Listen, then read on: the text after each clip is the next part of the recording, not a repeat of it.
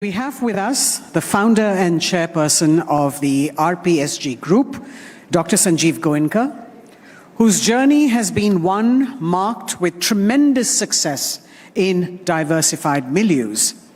An early-stage investor, he has ventured into retail, media, and sports.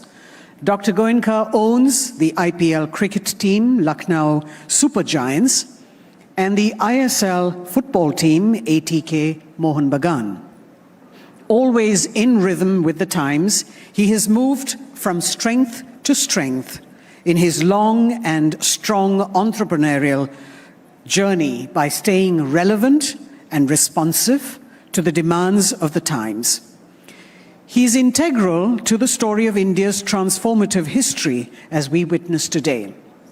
Dr. Goenka joins us live from Kolkata for a virtual session now. Ladies and gentlemen, please put your hands together to welcome Dr. Sanjiv Goenka, who will have a conversation with our senior editor, Shavan Sen, on growing legacies.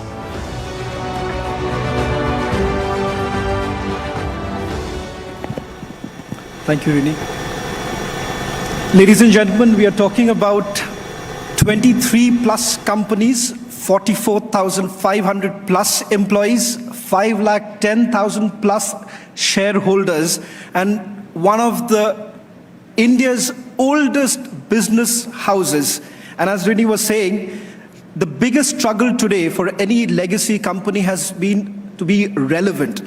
And from the story of the RP Sanjiv Goenka Group, one would understand how diversification has kept this legacy group completely relevant in today's times. Dr. Sanjiv Goenka, thank you very much for joining us on the Republic Summit. And aptly said, time of transformation, who better could understand this? Because when we're talking about a group like yours, you've seen several ups and downs. And the bigger question is that a group like yours is extremely relevant, so much so that you are basically now competing with new age businesses. So I want to ask you, how has the journey been? Well, first of all, let me just say that it's an honor to be here. Arnab is somebody I respect enormously, and it's a privilege always to be at Republic. And thank you for having me here. Now to get to your question, transformation is the only way to survive. And we at the RPSG Group have been reinventing ourselves, have been attempting to do things differently, to do things efficiently, to move away from government intervention intensive businesses, to get into new age businesses. And I think basically the path for us, the inspiration for us is our Prime Minister, Prime Minister Modi. He has just put India at a different level, at a different scale. He has repositioned India. And that gives us the confidence that each of our companies, all our companies, can as well do the same.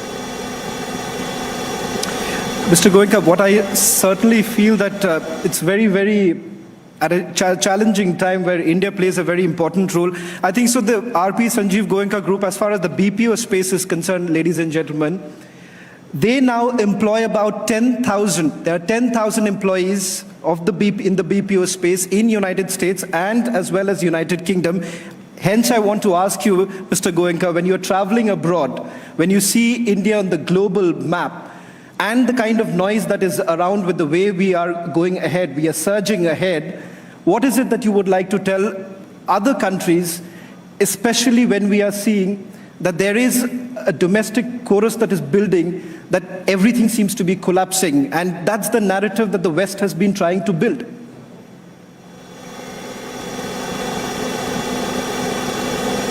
Very simply and very emphatically, that India is here to stay. Prime Minister Modi makes sure that the world respects India, listens to India, and works with India. We have shown India as a country and Prime Minister Modi's government as a government has shown the world how to survive in difficult times. Not only survive, how to grow in difficult times and how to grow fairly and squarely. So the world better start looking at India with a different lens and giving India the respect and importance that it deserves.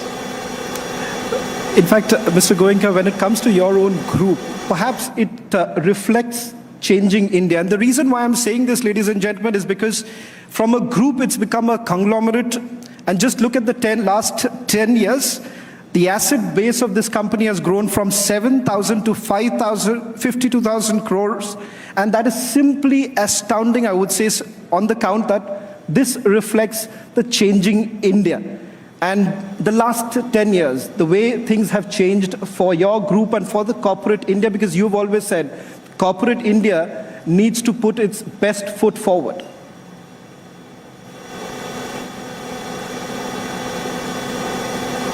Well, I think corporate India definitely needs to put its best foot forward. We have a moment in our history which gives us the opportunity to grow without shackles, to grow with a sense of freedom, to look at the world markets as our own, to look at creating capacities across the world. And this is a unique opportunity. It's a once-in-a-lifetime opportunity. And if we don't capitalize upon it at this moment, then we will regret it forever. But Mr. Goenka, when it comes from a man who comes from a legacy business, what is it that you would actually tell the young entrepreneurs? Because what is essentially happening is that, for example, when you entered the FMCG market, everyone said that the margin is very thin, was it the right decision to make? And you've passed that phase. Your company has taken several such decisions which market analysts have seen raising their eyebrows. So what is it that you would like to tell those who are setting out? And perhaps today is the time when we see a lot of youngsters are coming out willing to take those bold decisions. You know, I'm frankly quite used to it. Every time I take a new move or I make a new move, there is a bunch of analysts who say this is crap and he's going to fall. It happened when we started Spencer's. It happened when we went into FMCG. It happened when we went into sport. But fortunately, I think we're doing well in each of these sectors. And I think it's just about believing in your dream, believing in your vision, not getting distracted by the clutter and the cacophony of the noise around you, and just focusing on what you need to do, carry on doing it well. Results will be there. Mr. Goenka, today when you talk about valuations, when you bought the IPL team, I think so almost every media channel was grilling you as far as the price is concerned, the price that was attached to it. Over a period of time, the kind of interest that other companies have shown on these very IPL teams, one would say that you had a very fair estimate at that point in time. So I want to focus a little bit on this massive valuation debate that is actually taking place today. And you have always said that what is the point of having a business where you are basically burning cash again and again and having that valuation? So where do you stand on that valuation debate in today's context? Well, if you're talking about my IPL team,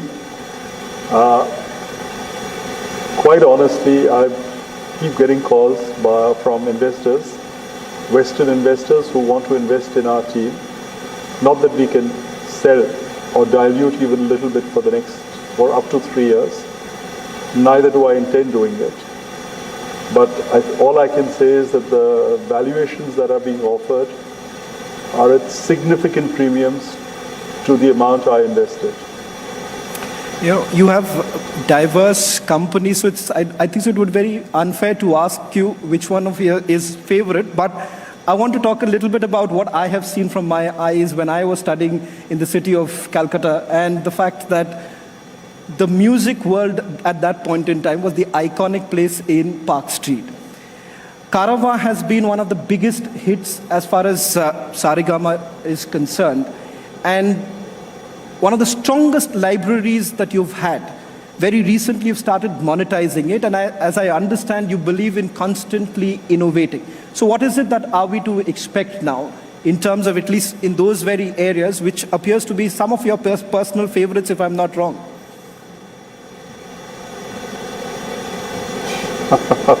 How do you say that a child is more preferred over another child?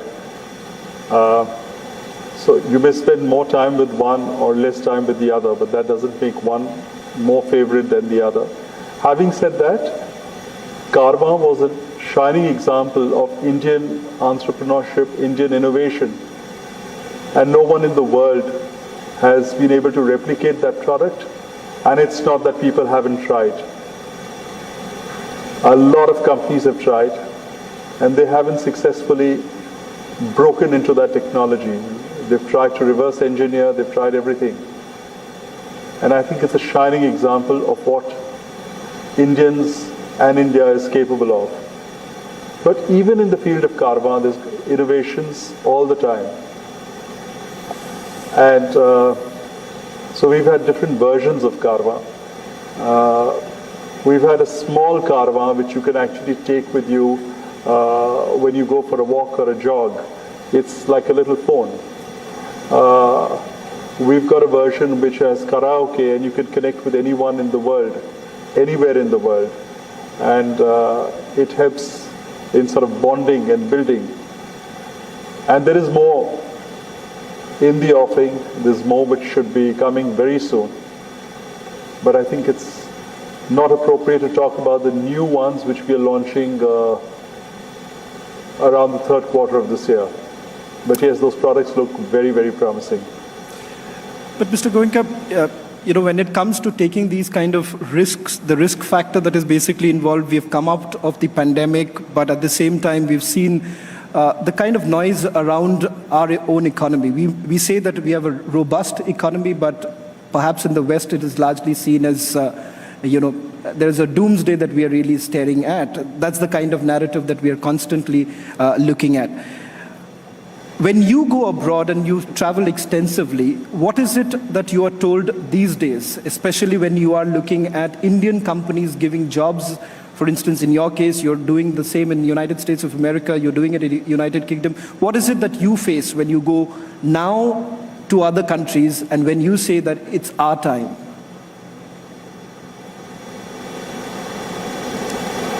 Well, you know, for starters, I think I'm treated with a lot more respect than before.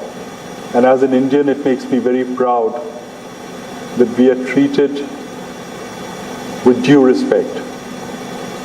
And that is thanks to Prime Minister Modi and his administration. Secondly, I think Indians are viewed as fair employers, and people are happy to work for Indian companies. And that is also a testimony to India's growing narrative in the world.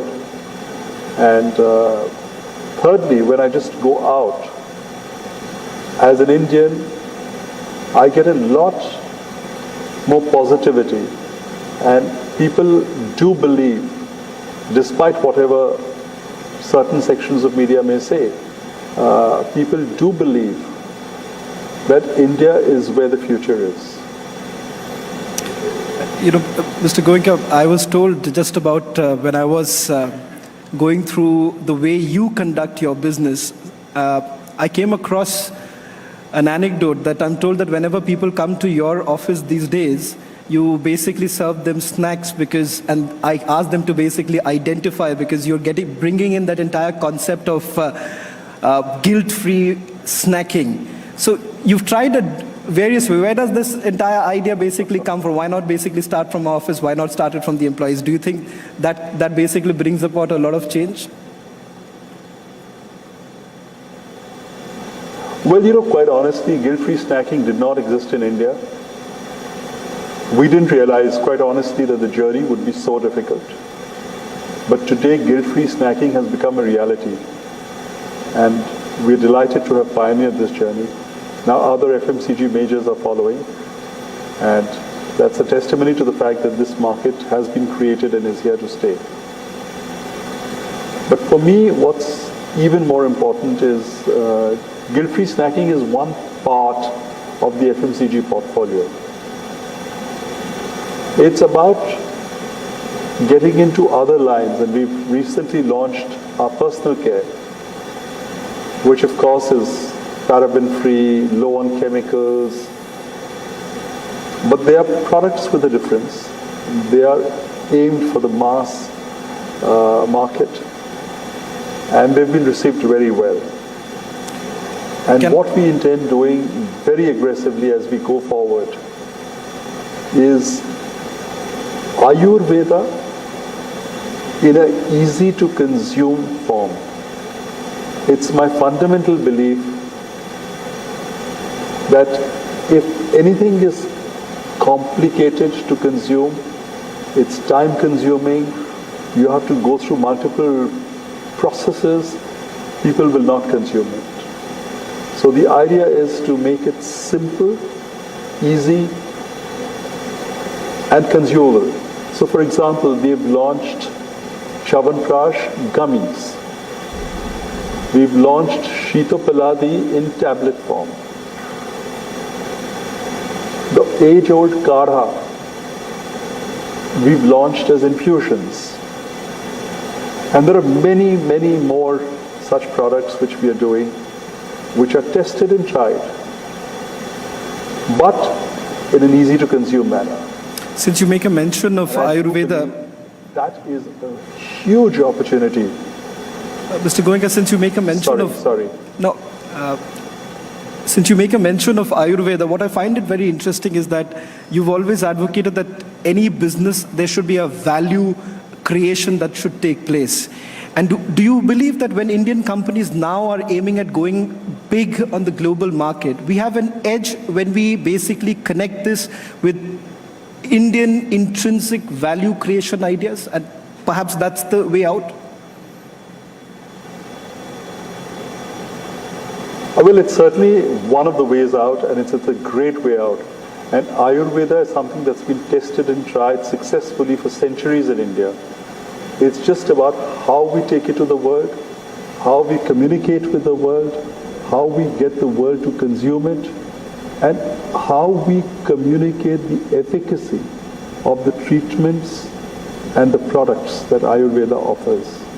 So to my mind, it's about documenting success stories of Ayurveda, because natural is something that the world now wants to consume. And this is old age pharma in a new format, but completely natural. So there are no chemicals. And I think that is the wonderful thing about Ayurveda. One final question that I want to take with you, Mr. Goenka, is that we're talking about time of transformation. And I think so we should also be a little bit of, open about the fact that there could be stumbling blocks that we are staring at.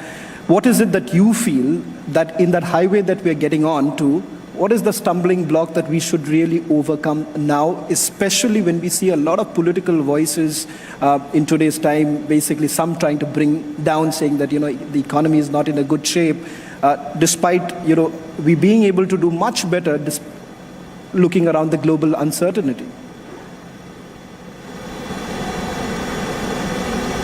Well, I think facts and statistics speak for themselves. We are the best performing economy in the whole world, and there's no denying that. So let anyone say anything, but you cannot deny that we are the #1 performing economy in the whole world. Having said that, I think opposing or opposition for the sake of opposition, opposition for the sake of politics, opposition to ideas and policies which you do just for the heck of opposing them, I think that is what I see as a potential stumbling block. And sometimes Some parties do not see the national interest. They see their own narrow political interests. And I think it's time that we really look at the nation, we look at the wonderful work that the BJP government is doing, and we support them in every policy that is a national interest. Well, thank you very much, Dr. Sanjiv Goenka, for putting these things into perspective. And it's always a pleasure to have you on our summit when you've always spoken your mind. Thank you very much.